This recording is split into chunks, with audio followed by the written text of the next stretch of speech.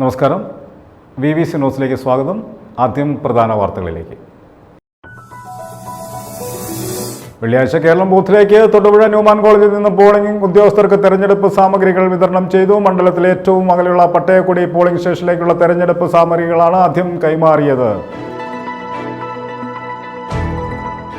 കേരളത്തിലെ ഏറ്റവും ദുർഘടമായ പോളിംഗ് ബൂത്തുകൾ ഉൾപ്പെടുന്ന ഇടമലക്കുടിയിലേക്ക് തെരഞ്ഞെടുപ്പ് ഉദ്യോഗസ്ഥർ മൂന്നാറിൽ നിന്നും യാത്ര തിരിച്ചു.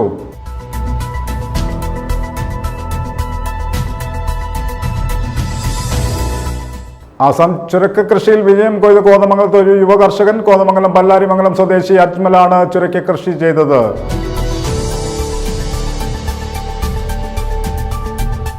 മണ്ണിന്റെ പരിപോഷണ വിളവിന് അത്യാവശ്യമാണെന്ന് റിട്ടയർഡ് കൃഷി joint director VK Sajimon. Thodupuzha cars village സ്ക്വയറിൽ നടക്കുന്ന ഗ്രീൻ ഫെസ്റ്റിന്റെ ഭാഗമായി സംഘടിപ്പിച്ച സെമിനാറിൽ സംസാരിക്കുകയായിരുന്നു VK സജിമോൻ.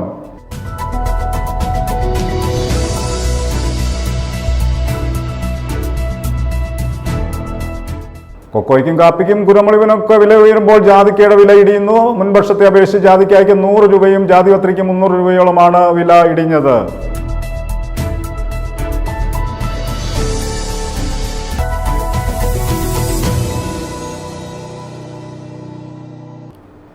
വാർത്തകൾ വിശദമായി. തൊടുപുഴ ന്യൂമാൻ കോളേജിൽ നിന്നും Idukki sub collector Arun S. നായരുടെ നേതൃത്വത്തിൽ പോളിംഗ് ഉദ്യോഗസ്ഥർക്ക് തെരഞ്ഞെടുപ്പ് സാമഗ്രികൾ വിതരണം ചെയ്തു. രാവിലെ മുതൽ ഉദ്യോഗസ്ഥരുടെ വലിയ തിരക്കാണ് അനുഭവപ്പെട്ടത്. മണ്ഡലത്തിലെ ഏറ്റവും അകലെയുള്ള പട്ടയക്കുടി പോളിംഗ് സ്റ്റേഷനിലേക്കുള്ള തെരഞ്ഞെടുപ്പ് സാമഗ്രികളാണ് ആദ്യം കൈമാറിയത്.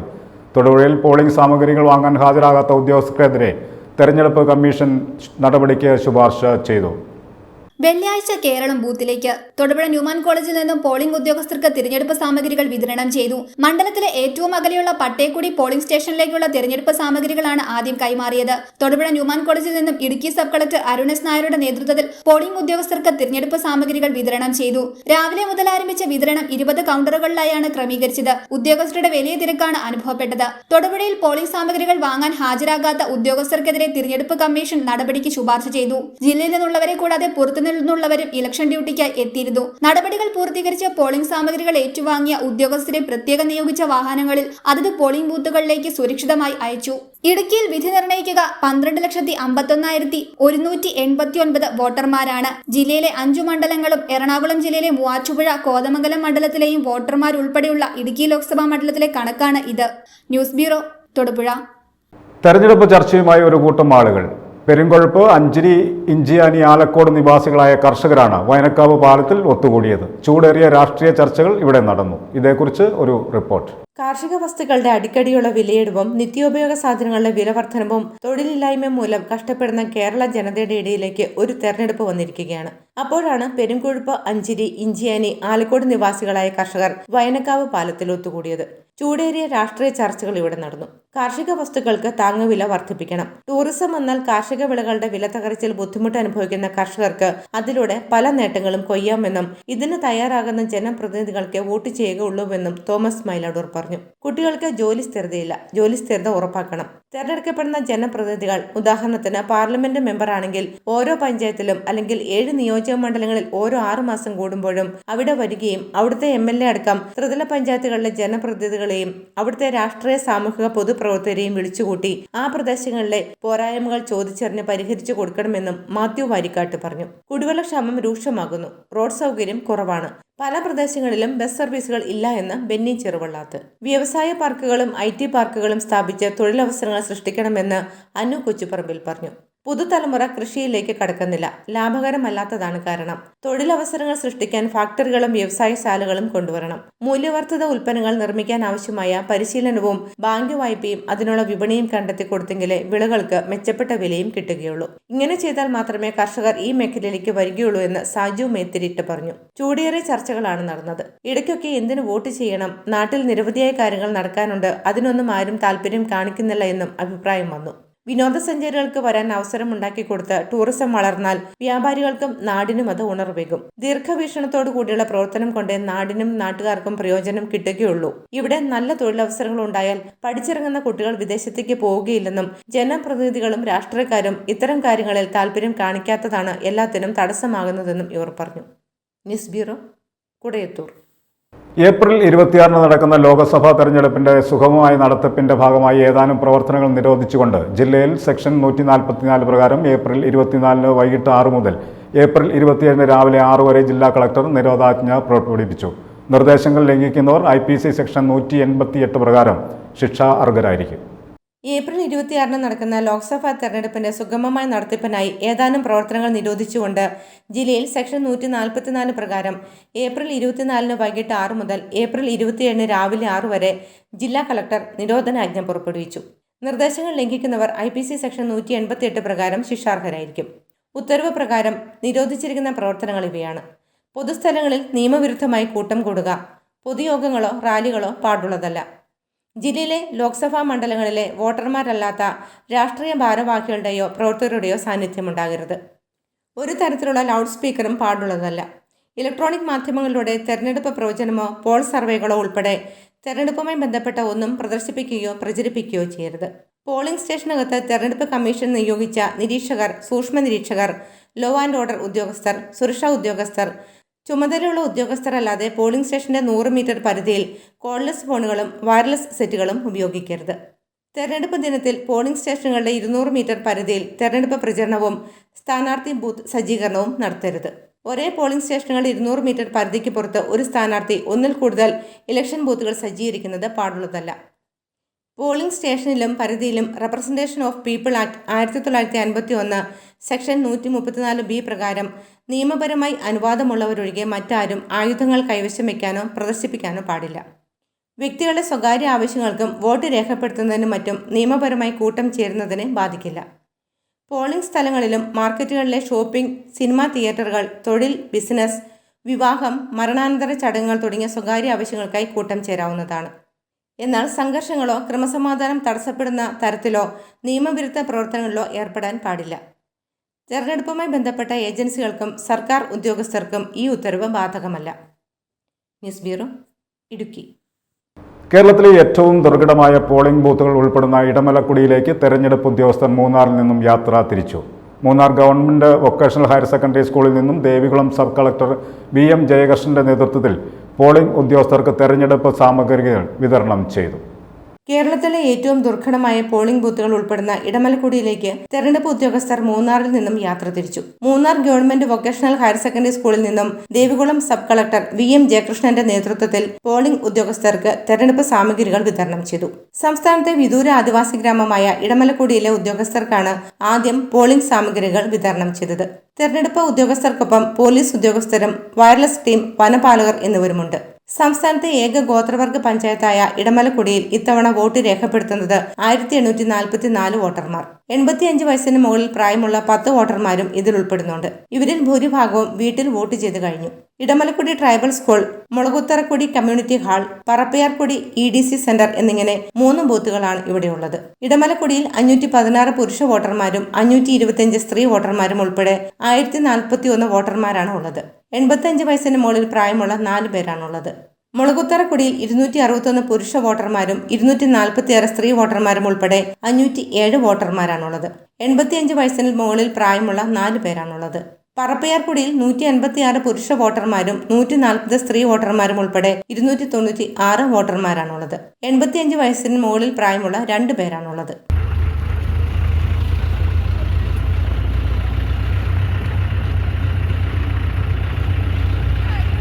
News bureau, Munnar. ലോക്സഭാ തെരഞ്ഞെടുപ്പിനോടനുബന്ധിച്ച് പൈനാവ് MRSൽ പോളിംഗ് സാമഗ്രികളുടെ വിതരണം നടന്നു. ദൃശ്യങ്ങളിലേക്ക്. കൗണ്ടറുകളിലെത്തി പോളിംഗ് സാമഗ്രികൾ കൈപ്പറ്റാവുന്നതും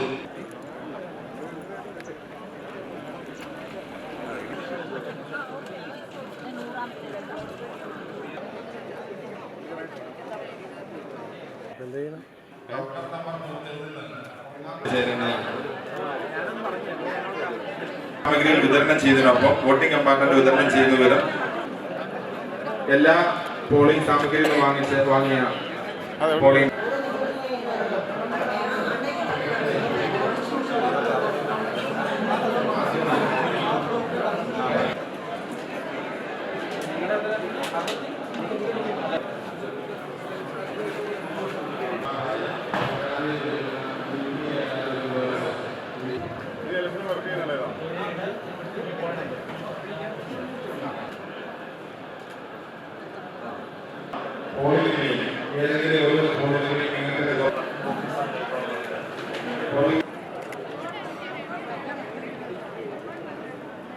polling Sasikumar KK returning officer ഡയസിന് സമീപം എത്തിച്ചേരണമെന്ന് അറിയിക്കുന്നു.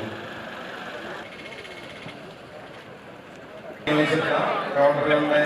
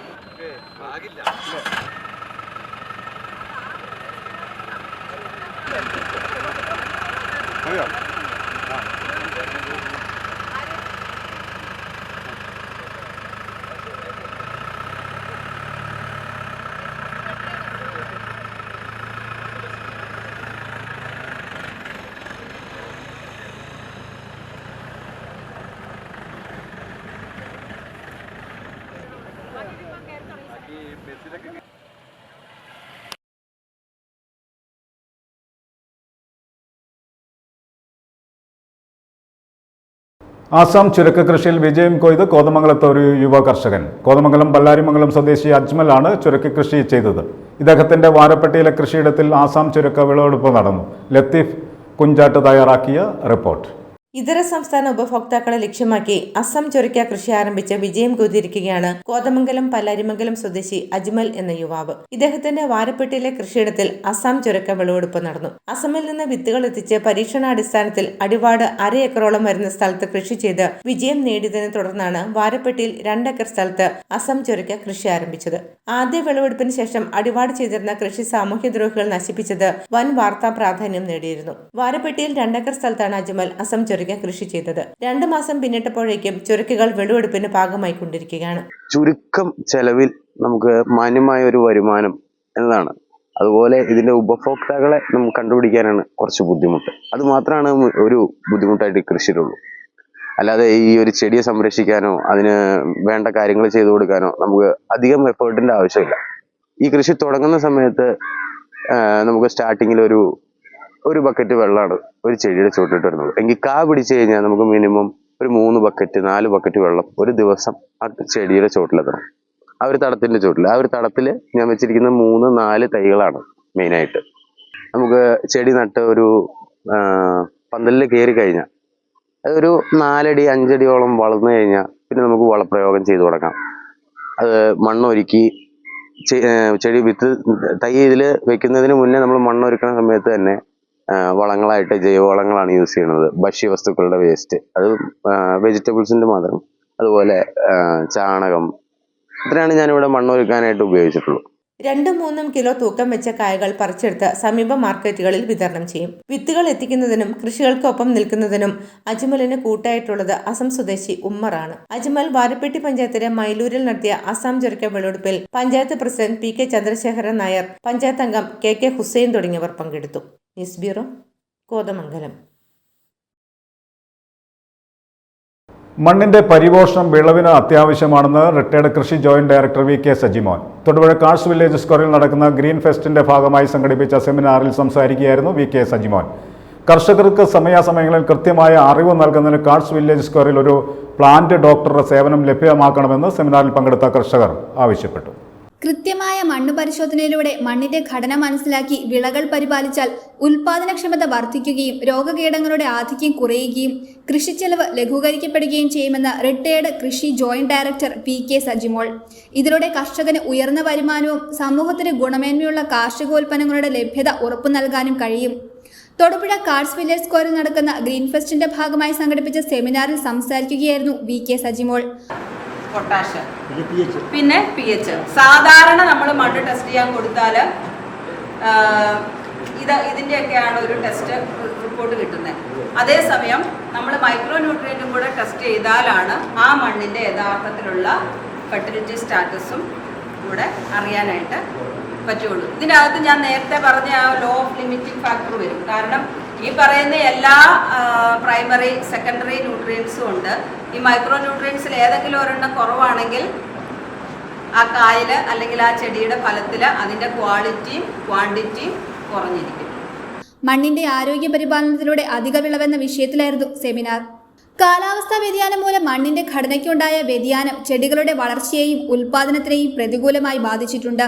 ഈ സാഹചര്യത്തിൽ ശാസ്ത്രീയമായ കൃഷി പരിപാലന മുറകൾ സമയബന്ധിതമായി കർഷകരിൽ എത്തിക്കണമെന്ന് സെമിനാറിൽ പങ്കെടുത്ത കർഷകർ അഭിപ്രായപ്പെട്ടു. കർഷകർക്ക് സമയാസമയങ്ങളിൽ കൃത്യമായ അറിവ് നൽകുന്നതിന് കാർട്സ് വില്ലേജ് സ്ക്വയറിൽ ഒരു പ്ലാന്റ് ഡോക്ടറുടെ സേവനം ലഭ്യമാക്കണമെന്നും കർഷകർ ആവശ്യപ്പെട്ടു. സെമിനാറിന് കാർട്സ് director VP George, VC Sunilkumar എന്നിവർ നേതൃത്വം നൽകി. News bureau, Thodupuzha. സംസ്ഥാനത്തെ മികച്ച ജില്ലാ നിയമസേവന അതോറിറ്റിക്കുള്ള അവാർഡ് എറണാകുളം ജില്ലയ്ക്ക് ലഭിച്ചു. ഭിന്നശേഷിക്കാർ, ആദിവാസി ജനവിഭാഗങ്ങൾ, മുതിർന്ന പൗരന്മാർ, ട്രാൻസ്ജെൻഡറുകൾ തുടങ്ങിയ വിവിധ മേഖലകളിൽ മാതൃകാപരമായ ശ്രദ്ധേയമായ ഇടപെടലുകളാണ് കഴിഞ്ഞ കാലങ്ങളിൽ എറണാകുളം ജില്ലാ നിയമസേവന അതോറിറ്റി നടത്തിയിട്ടുള്ളത്. സംസ്ഥാനത്തെ മികച്ച ജില്ലാ നിയമസേവന അതോറിറ്റിക്കുള്ള അവാർഡ് എറണാകുളം ജില്ലയ്ക്ക് ലഭിച്ചു. ഭിന്നശേഷിക്കാർ, ആദിവാസി ജനവിഭാഗങ്ങൾ, മുതിർന്ന പൗരന്മാർ, ട്രാൻസ്ജെൻഡറുകൾ തുടങ്ങി വിവിധ മേഖലകളിൽ മാതൃകാപരമായ ശ്രദ്ധേയമായ ഇടപെടലുകളാണ് കഴിഞ്ഞ കാലങ്ങളിൽ എറണാകുളം ജില്ലാ നിയമസേവന അതോറിറ്റി നടത്തിയിട്ടുള്ളത്. ഇത്തരത്തിലുള്ള ഏറ്റവും മികച്ച പ്രവർത്തനങ്ങൾ പരിഗണിച്ചാണ് എറണാകുളം ജില്ലയ്ക്ക് അവാർഡ് ലഭിച്ചത്. എറണാകുളം ജില്ലാ പ്രിൻസിപ്പൽ സെഷൻസ് ജഡ്ജിയും DLSA ചെയർപേഴ്സണുമായ ഹണി M. വർഗീസ്, സബ് ജഡ്ജിയും DLSA സെക്രട്ടറിയുമായ രഞ്ജിത്ത് കൃഷ്ണൻ എന്നിവർ KELSA executive chairman A. Muhammad മുസ്താഖിൽ നിന്നും അവാർഡ് ഏറ്റുവാങ്ങി. Justice CS Dias, justice Mary Joseph, justice V. Shyamkumar, ജില്ലാ ജഡ്ജിയും കെൽസ മെമ്പർ സെക്രട്ടറിയുമായ ജോഷി ജോൺ, ജില്ലാ ജഡ്ജിയും ADR ഡയറക്ടറുമായ A. ജൂബിയ തുടങ്ങിയവർ പ്രസംഗിച്ചു. News bureau, Kothamangalam. കൊക്കോയ്ക്കും കാപ്പിക്കും കുരുമുളകിനുമൊക്കെ വില ഉയരുമ്പോൾ ജാതിക്കായുടെ വില ഇടിയുന്നു. മുൻവർഷത്തെ അപേക്ഷിച്ച് ജാതിക്കായ്ക്ക് 100 രൂപയും ജാതിപത്രിക്ക് 300 രൂപയോളമാണ് വില ഇടിഞ്ഞത്. സാധാരണ പുതിയ സീസൺ എത്തുന്നതിന് മുമ്പ് ജാതിക്കായുടെ വില ഉയരുന്നതാണ് പതിവ്. ഇത്തവണ വില കൂടാത്തത് കർഷകർക്ക് തിരിച്ചടിയായി. ജാതി കർഷകർക്ക് തിരിച്ചടി സമ്മാനിച്ച് ജാതിക്കായുടെ വില ഇടിയുന്നു. ഏറെ നാളുകൾക്ക് ശേഷമാണ് ഏപ്രിൽ മാസത്തിൽ വില ഇത്തരത്തിൽ കുറഞ്ഞതെന്ന് കർഷകർ പറഞ്ഞു. മെയ് മുതലുള്ള മാസങ്ങളിലാണ് കേരളത്തിൽ ജാതിക്കയുടെ പ്രധാന സീസൺ. കഴിഞ്ഞ വർഷം ജാതിപത്രിക്ക് വിപണിയിൽ കിലോയ്ക്ക് 1500 മുതൽ 2000 രൂപ വരെയായിരുന്നു വില. ഇത് നിലവിൽ 1300-നും 1700-നും ഇടയിലാണ്. ജാതിക്കായ്ക്ക് 230 മുതൽ 250 രൂപയാണ് നിലവിലെ വില. മുൻവർഷം 360 രൂപ വരെ കർഷകർക്ക് ലഭിച്ചിരുന്നു. കൂടുതൽ ചരക്ക് വിപണിയിലെത്തിയതും ആവശ്യം കുറഞ്ഞതും വിലയിടിവിന് കാരണമായി. വിദേശ വിപണികളും ഇന്ത്യൻ ജാതിക്കയുടെ ആവശ്യം കുറഞ്ഞിട്ടുണ്ട്. മറ്റ് വിപണികളിൽ നിന്ന് കുറഞ്ഞ നിരക്കിൽ ജാതിക്ക എത്തിയത് ഇന്ത്യൻ വിപണിയെ ബാധിച്ചു. മരുന്ന്, കറിമസാലകൾ തുടങ്ങിയ ആവശ്യങ്ങൾക്കാണ് ജാതിക്ക ഉപയോഗിക്കുന്നത്. കേരളമാണ് ജാതിക്ക ഉൽപാദനത്തിൽ മുന്നിൽ നിൽക്കുന്ന സംസ്ഥാനം. അതായത് രാജ്യത്തെ മൊത്തം ഉൽപാദനത്തിൽ 90% മുകളിൽ കേരളത്തിന്റെ സംഭാവനയാണ്. എന്നാൽ ഇത്തവണ ചൂടിൽ ജാതി മരങ്ങൾക്ക് ഉണക്ക് ബാധിച്ചത് വരും വർഷങ്ങളിലെ ഉൽപാദനത്തെ ബാധിക്കുമെന്ന് കർഷകർ പറയുന്നു. സംസ്ഥാനത്ത് ഇടുക്കി, കോട്ടയം, എറണാകുളം ജില്ലകളിലാണ് പ്രധാനമായും ജാതി കൃഷി ചെയ്യുന്നത്. വില വീണ്ടും ഉയരുമെന്ന പ്രതീക്ഷയിൽ തന്നെയാണ് ജാതി കർഷകർ. News bureau, Idukki. അറക്കളം പഞ്ചായത്തിലെ ആദിവാസി മേഖലയായ പതിപ്പള്ളിയിലെ മേമുട്ടം റോഡിന്റെ ദുരിതം കാണാൻ ആരുമില്ല. ത്രിതല പഞ്ചായത്ത് അംഗങ്ങൾ പോലും തിരിഞ്ഞു നോക്കുന്നില്ല. മൂലമറ്റം പതിപ്പള്ളി മേമുട്ടം റോഡും മൂലമറ്റം കോട്ടമല റോഡും തമ്മിൽ ബന്ധിപ്പിക്കുന്ന ലിങ്ക് റോഡാണ് ഇത്. 2 കിലോമീറ്റർ മാത്രം ദൂരമുള്ള ഈ റോഡിന് ഓടയില്ല. കോൺക്രീറ്റോ ടാറിങ്ങോ നടത്തിയില്ലെങ്കിൽ അടുത്ത മഴക്കാലത്ത് റോഡ് തകരും. ആദിവാസി മേഖലയിലെ ഒരു പഞ്ചായത്ത് റോഡിന്റെ അവസ്ഥയാണിത്. റോഡിന് വീതിയില്ല, അതുകൊണ്ട് തന്നെ ഓടയുമില്ല. ഇക്കാരണത്താൽ മഴ പെയ്താൽ ഓടയിലൂടെ ഒഴുകേണ്ട വെള്ളം റോഡിലൂടെ ഒഴുകുന്നത് മൂലം റോഡ് നശിക്കുകയും വാഹനങ്ങൾ ഓടാതാവുകയും ചെയ്യുന്നു. അറക്കുളം പഞ്ചായത്തിലെ ആദിവാസി മേഖലയായ പതിപ്പള്ളിയിലെ മേമുട്ടം റോഡിന്റെ ദുരിതം കാണാൻ ആരുമില്ല. ത്രിതല പഞ്ചായത്ത് അംഗങ്ങൾ പോലും തിരിഞ്ഞു നോക്കുന്നില്ല. മൂലമറ്റം പതിപ്പള്ളി മേമുട്ടം റോഡും മൂലമറ്റം കോട്ടമല റോഡും തമ്മിൽ ബന്ധിപ്പിക്കുന്ന ലിങ്ക് റോഡാണിത്. 2 കിലോമീറ്റർ മാത്രം ദൂരമുള്ള ഈ റോഡിന് ഓടയില്ല. കോൺക്രീറ്റോ ടാറിങ്ങോ നടത്തിയില്ലെങ്കിൽ അടുത്ത മഴക്കാലത്ത് റോഡ് തകരും. അതോടെ 150ഓളം ആദിവാസി കുടുംബങ്ങളുടെ യാത്ര ദുരിതത്തിലാകും. മന്ത്രിമാരും MLA-മാരും MP-മാരും ഉണ്ടെങ്കിലും ആദിവാസി മേഖലയ്ക്ക് എന്നും അവഗണനയാണ്. ഇവിടുത്തെ കുട്ടികൾ നടന്നും ട്രിപ്പ് ജീപ്പുകളിലുമാണ് സ്കൂളിൽ പോകുന്നത്. മഴക്കാലമായാൽ സ്കൂളിൽ പോക്ക് തടസ്സപ്പെടും. കോടിക്കണക്കിന് രൂപ ST ഫണ്ട് ഉണ്ടെങ്കിലും ആദിവാസി മേഖലയിലേക്ക് പണം മുടക്കാൻ ആരും താല്പര്യമെടുത്ത് കാണുന്നില്ല. എത്രയും വേഗം ഈ റോഡിന്റെ ശോചനീയാവസ്ഥയ്ക്ക് പരിഹാരമുണ്ടാക്കി ഗതാഗത യോഗ്യമാക്കണമെന്ന് ആദിവാസി സമൂഹം ആവശ്യപ്പെടുന്നു. News bureau, Moolamattom. കരിമണ്ണൂർ ഗ്രാമപഞ്ചായത്ത് പന്നൂർ വാർഡിൽ ഉപതെരഞ്ഞെടുപ്പ് ഉടനെയില്ല. അയോഗ്യനാക്കപ്പെട്ട ഡി ദേവസ്യയുടെ പുനഃപരിശോധനാ ഹർജി ഹൈക്കോടതി സ്വീകരിച്ചു. ഇതേക്കുറിച്ച് ഒരു റിപ്പോർട്ട്. കരിമണ്ണൂർ ഗ്രാമപഞ്ചായത്ത് പന്നൂർ വാർഡിൽ നിന്നും തെരഞ്ഞെടുക്കപ്പെട്ട ഡി ദേവസ്യ അയോഗ്യനാക്കപ്പെട്ടത് മൂലം നടക്കുമെന്ന് പ്രതീക്ഷിച്ച ഉപതെരഞ്ഞെടുപ്പ് ഉടൻ നടക്കില്ല. ഡി ദേവസ്യ സമർപ്പിച്ച പുനഃപരിശോധനാ ഹർജി ഹൈക്കോടതി ഡിവിഷൻ ബെഞ്ച് ഫയലിൽ സ്വീകരിച്ചു. തെരഞ്ഞെടുപ്പ് കമ്മീഷന്റെ അഭിപ്രായം ആരാഞ്ഞ കോടതിയോട് ഉടൻ തെരഞ്ഞെടുപ്പ് നടത്തില്ല എന്ന മറുപടിയാണ് തെരഞ്ഞെടുപ്പ് കമ്മീഷൻ അഭിഭാഷകൻ നൽകിയത്.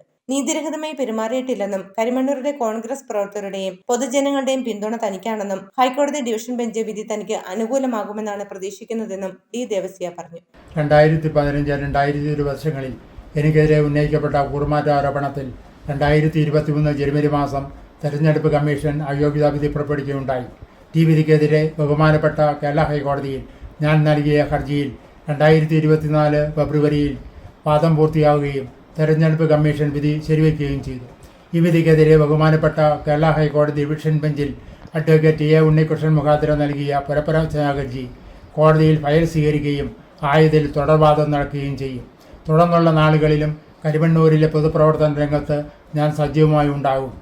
ഗ്രാമപഞ്ചായത്ത് പ്രസിഡന്റ് എന്ന നിലയിലും കരിമണ്ണൂർ ടൗൺ പന്നൂർ വാർഡുകളിലെ ജനപ്രതിനിധി നിലയിലും കരിമണ്ണൂർ കോപ്പറേറ്റീവ് ബാങ്ക് സഹകരണ ബാങ്ക് ഡയറക്ടർ നിലയിലും അവർക്ക് നൽകിയ സഹകരണത്തിന് നന്ദി പ്രകാശിപ്പിക്കുന്നു.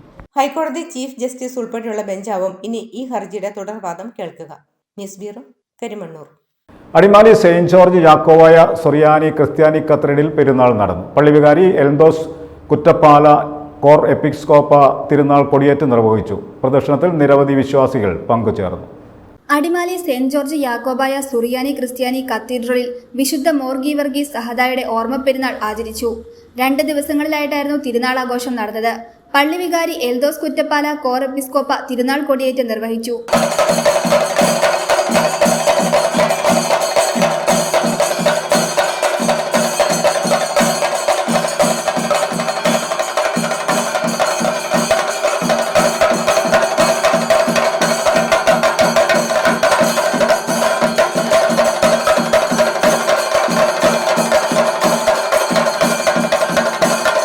തിരുനാൾ ആഘോഷത്തിന്റെ ഭാഗമായി നടന്ന പ്രദക്ഷിണത്തിൽ നിരവധി വിശ്വാസികൾ പങ്കുചേർന്നു.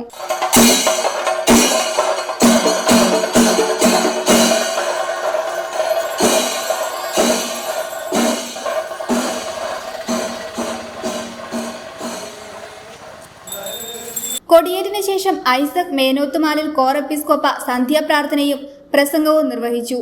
തിരുനാളിന്റെ അവസാന ദിവസം രാവിലെ പ്രഭാത പ്രാർത്ഥനയും വിശുദ്ധ മൂന്നിന്മേൽ കുർബാനയും നേർച്ചവിളമ്പും ആശീർവാദവും നടന്നു. തുടർന്ന് തിരുനാളിന് കൊടിയിറങ്ങി. പള്ളി വികാരി, സഹവികാരി എന്നിവർക്ക് പുറമെ സെക്രട്ടറിയും ട്രസ്റ്റിമാരും തിരുനാളിന് നേതൃത്വം നൽകി. News bureau, Adimali. പ്രധാന വാർത്തകൾ ഒരിക്കൽ കൂടി. വെള്ളിയാഴ്ച കേരളം ബൂത്തിലേക്ക് തൊടുപുഴ ന്യൂമാൻ കോളേജിൽ നിന്ന് പോളിംഗ് ഉദ്യോഗസ്ഥർക്ക് തെരഞ്ഞെടുപ്പ് സാമഗ്രികൾ വിതരണം ചെയ്തു. മണ്ഡലത്തിലെ ഏറ്റവും അകലെയുള്ള പട്ടയക്കുടി പോളിംഗ് സ്റ്റേഷനിലേക്കുള്ള തെരഞ്ഞെടുപ്പ് സാമഗ്രികളാണ് ആദ്യം കൈമാറിയത്. കേരളത്തിലെ ഏറ്റവും ദുർഘടമായ പോളിംഗ് ബൂത്തുകൾ ഉൾപ്പെടുന്ന ഇടമലക്കുടിയിലേക്ക് തെരഞ്ഞെടുപ്പ് ഉദ്യോഗസ്ഥർ മൂന്നാറിൽ നിന്നും യാത്ര തിരിച്ചു.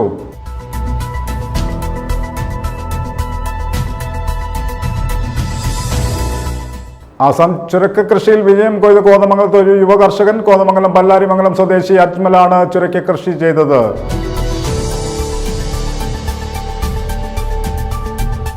മണ്ണിന്റെ പരിപോഷണ വിളവിന് അത്യാവശ്യമാണെന്ന് റിട്ടയർഡ് കൃഷി joint director VK. Sajimon Thodupuzha cars village സ്ക്വയറിൽ നടക്കുന്ന ഗ്രീൻ ഫെസ്റ്റിന്റെ ഭാഗമായി സംഘടിപ്പിച്ച സെമിനാറിൽ സംസാരിക്കുകയായിരുന്നു വി.കെ. സജിമോൻ.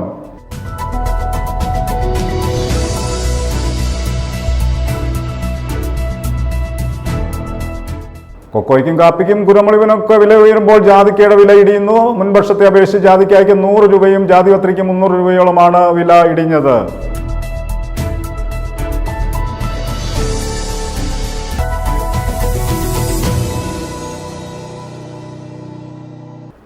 ഇതോടെ ഈ വാർത്താ ബുള്ളറ്റിൻ സമാപിക്കുന്നു. നമസ്കാരം.